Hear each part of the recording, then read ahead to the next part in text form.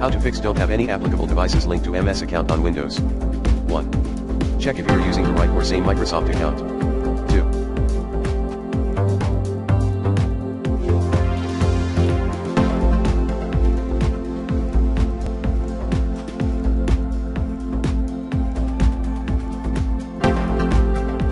Check your device limit at account.microsoft.com/devices. 3. Reset Microsoft Store. 4.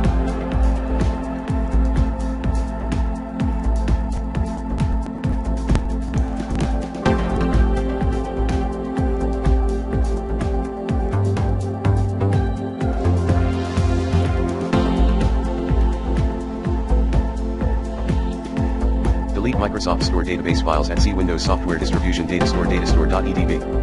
5.